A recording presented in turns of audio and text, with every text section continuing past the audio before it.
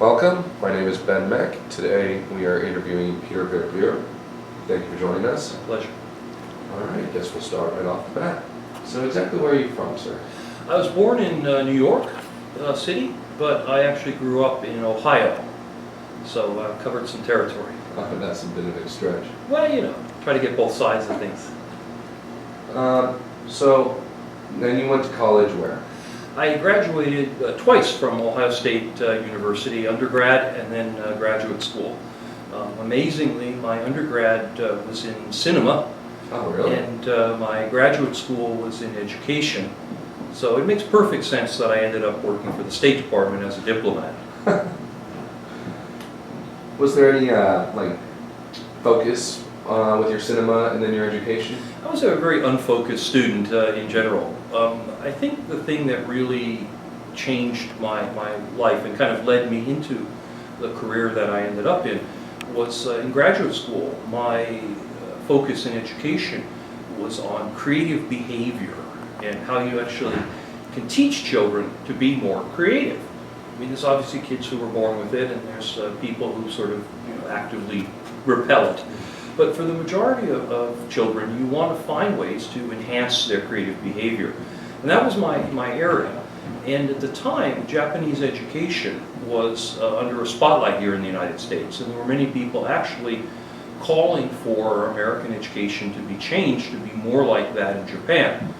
But everything I found in my research suggested creative behavior was not something that was actively enhanced in Japanese education. Rather, it was a system that emphasized rote memorization.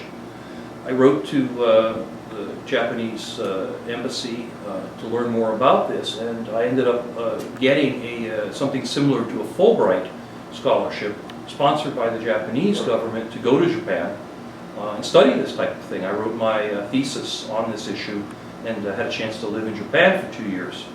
That's what prompted me to look for a career overseas, and I ended up settling with the State Department and working at our embassies and consulates overseas for 24 years. So, would you say then foreign language was a very large portion of your job? I stumbled into it again. That was not some. I mean, I think I barely squeaked through a couple of semesters of Spanish as an undergraduate, with never really focusing on it. But when I went to Japan, I realized very quickly that the more Japanese I knew, the more effective I was going to be as a researcher, and I really threw myself into it. And I learned to speak Japanese reasonably. When I joined the State Department, they said, "Oh, you speak Japanese? Well, you probably can learn Chinese too." And they sent me off to study some Chinese before my first assignment in Taiwan. So that's where you were first assigned then in the State Department? Started off in Taiwan, and at that time you could really make a career out of a regional speciality. Nowadays in the State Department, they're on a new emphasis, which is sort of, they call it global, but I mean it just basically means they'll assign you anywhere in the world they need a person next.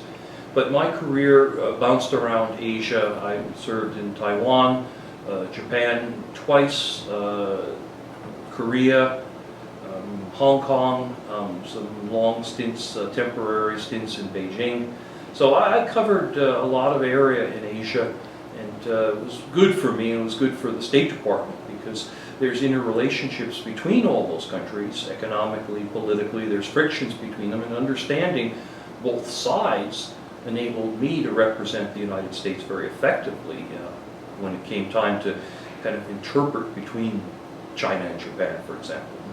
Over those islands, for example? Over the small islands, which have been an issue for a very long time, and economic issues, and just trying to figure out where the United States can be most effective and where we can further our own interests when there are bilateral or trilateral things that come up. So, this is just a random question. In your travels for the State Department, where was your favorite place and why? To live, I think I'd have to say Japan. I was there as a student, but my first official assignment was in the city of Osaka, a couple hundred miles outside of Tokyo. and it was great. It was enough of an urban environment that it was fun, there were things to do, it was interesting, but it wasn't quite as busy and as frantic as Tokyo. Particularly, we lived in a suburb of the big city, and so I had a chance to experience a little more of Japan the way Japanese people do. I wouldn't call it, quote unquote, the real Japan, but I'll say the regular Japan. And that, to me, was fascinating and gave me a real taste of what it was like to live overseas. Oh, that sounds pretty cool. Yeah, food was good too. Oh yeah? What was your favorite dish? I'm a sushi guy. A sushi guy. Straight on through. Sushi in Japan is not expensive. It's not a luxury. You can go to inexpensive restaurants and get them. You can pay a lot of money too. But sorry, I'm a sushi guy, and Japan is the place for that. Alright. I actually had sushi for the third time in my life about a month ago. Good for you. It was pretty good. So what exactly led you to the State Department instead of like an education then? Once I had gone overseas and done that, my research and written my thesis in Japan, I realized that living overseas was attractive to me. I love the idea of something new all the time. I kind of thought of it as puzzle solving, you know, something that at home was as dull as going to the grocery store. When you're in a foreign country in a foreign language, it becomes a little more interesting experience, and I saw it as just solving a new puzzle every day. And I wanted to figure out a way to continue to do that, and so I looked at some corporate jobs. I actually looked into the military, but I passed the State Department entrance test, the Foreign Service exam, and they were pretty much the first ones to say yes to me, and that was good enough. And jumped on the opportunity. And I jumped on the opportunity. So, what exactly was your position then within the State Department? We all do a little bit of everything. Most, except for the giant embassies in Berlin or Tokyo or Paris or whatever, a lot of the places are fairly small. So everybody does a little bit of everything. But my specialty was something very unique. It was called Citizen Services, Overseas Citizen Services. Have you ever seen the TV shows Locked Up Abroad, where Americans get arrested overseas? Yeah. Or even the Bridget Jones Diaries, where she gets arrested in Thailand. Anyway, my job was to look after Americans, private Americans, who got in trouble somehow overseas. So I visited prisoners in jails. I dealt with death cases when there were large-scale disasters, earthquakes, or the Asian tsunami, or plane crashes. That's my job, was to go there and try to help any way that I could.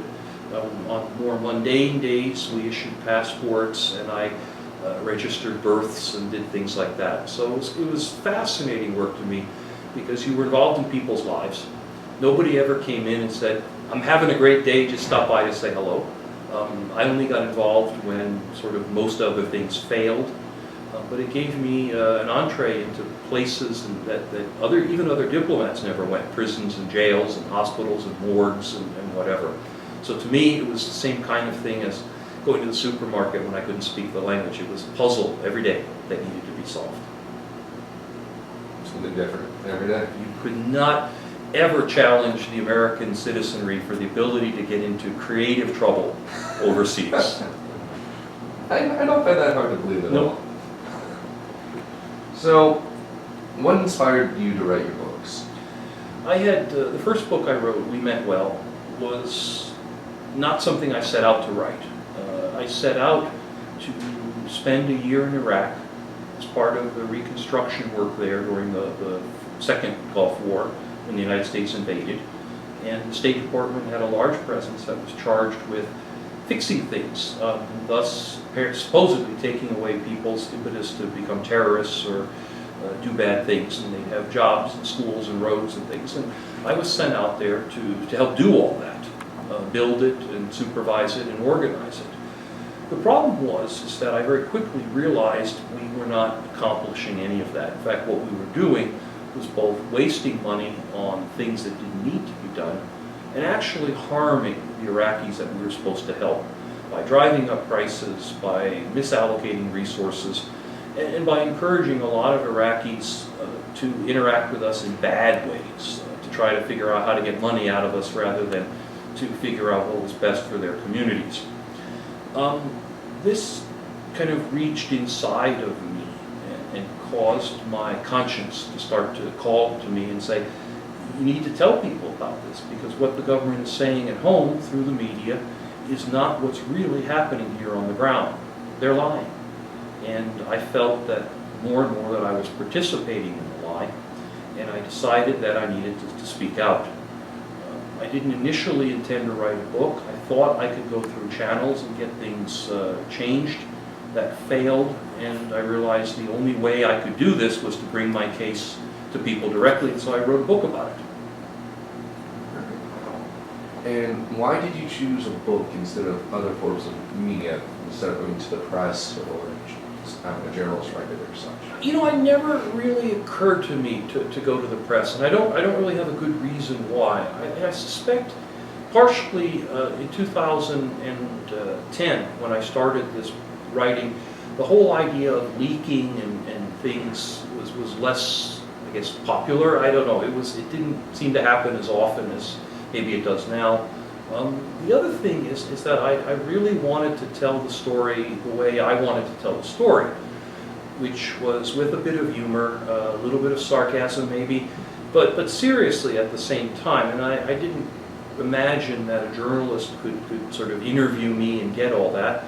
I think also the journalists that I'd been exposed to in Iraq had been really interested in just something sensational, a story that was dramatic, something quick, and I thought that this needed a longer telling and really needed a book-length explanation to reach people. So I guess on my own, I decided I could do it better.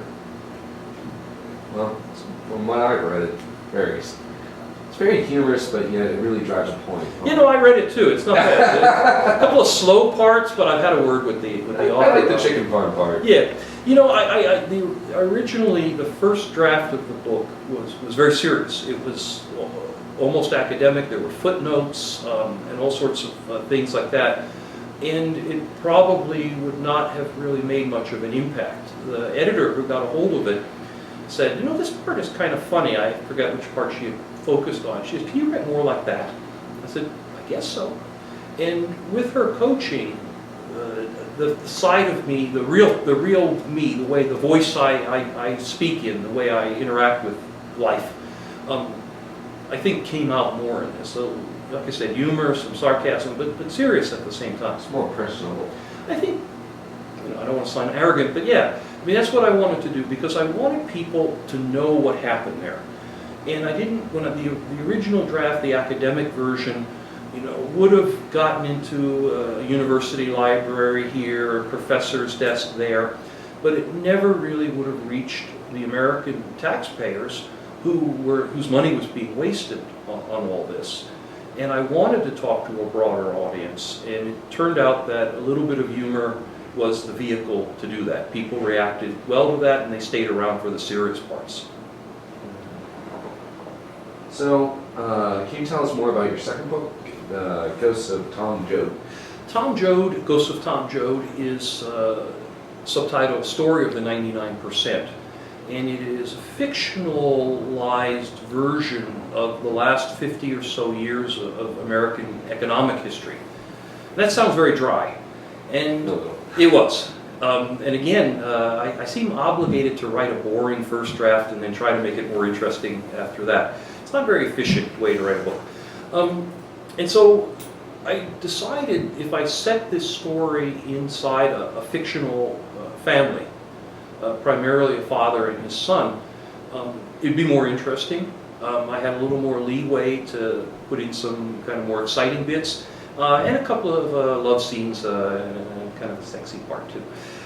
And so I've told the story of the last 50 years of the United States, basically what happened to us, the early 1950s and 60s, when prosperity was rising pretty much across the board in the United States. People could find good jobs at good wages and live a comfortable lifestyle. They could feed their families, provide for themselves. There were always rich people and there were always poor people, but the majority of Americans at least had a chance at a good life that was accessible to them. somewhere in the mid-1970s, for a variety of reasons, the book goes into some of these, things changed. And it got harder and harder to achieve a middle-class lifestyle if you weren't already there. And it got harder and harder to stay in that middle class if you didn't have some other source of income. Your job was unstable. The industrial base of the United States disappeared. Companies were closing down. People were losing their jobs through no fault of their own. Work was being exported to parts of the world, Asia in particular, where it was cheaper. And American society started to separate into a very small, hyper-wealthy, we call them the 1% now, and a growing majority of us who are finding ourselves trickling downward, not into poverty, but into a lower class lifestyle that's harder and harder to maintain without borrowing more and more money. And that disturbed me, it bothered me. I didn't think it was right. And so I wrote a book to, again, try to bring this to a broad group of people's attention in hopes that someone might take a look at what we've become, realize that we've been better people at one point in time, and maybe help me do something about it. That's pretty cool. So, what are you currently working on now? I've seen you posted to the Huffington Post, various other news articles. I'm very lucky that I've been able to make something of a second career out of writing, and I write for a number of places scattered across the internet. Quick Google will uncover the good ones. I've written for Reuters, I've written for the New York Times, Huffington Post, and some others. And I'm working on two projects right now. One is a semi-fictional history of the end of World War II that posits an invasion of Japan by the United States. The atomic bombs never happened, and uses that as kind of a springboard to talk about war in general and to address some of the moral issues of war. That are part of our current century. Is torture right? Is it ever right? What are the questions we need to be asking ourselves? What is it? Is it right to attack civilians? What if there's a broader goal? Is the end worth the means? Questions like this that are very much a part of the 21st century war on terror, but putting it in this fictional context, a historical context, where maybe people aren't so opinionated and biased going in. When we're fighting against the Japanese, it's a little easier to talk and get people to think than say, oh, the terrorists, which everyone automatically is catalyzed on. The other project is something more amorphous called Post-Constitutional America, and it takes a look, it says that we've had three great eras in American history. The pre-revolutionary era, where we were a colony with very few rights, 200 or so years when we were a constitutional country that generally saw us progressing in terms of our rights. There were obviously some terrible things that had to be fixed, such as slavery along the way, but the trend line tended to be upward. And then, unfortunately, an era that began the morning of September 12th, 2001, where I feel we've put aside too much of the Constitution, too many of our rights, rights to privacy, rights to free speech, and entered into a new era of American history, not a good one, and trying to document what's happened and make the argument that unless we stand up to our government, we will have abandoned some of the things that made America such a great country. The freedom that we have and the liberty and the democracy that we cherished are being given up out of fear, and I don't think that's right. Both of those books actually sound very interesting. I feel like you'd be a very good fictional writer. I feel like you can put a lot of personality into your characters. It's harder than you think.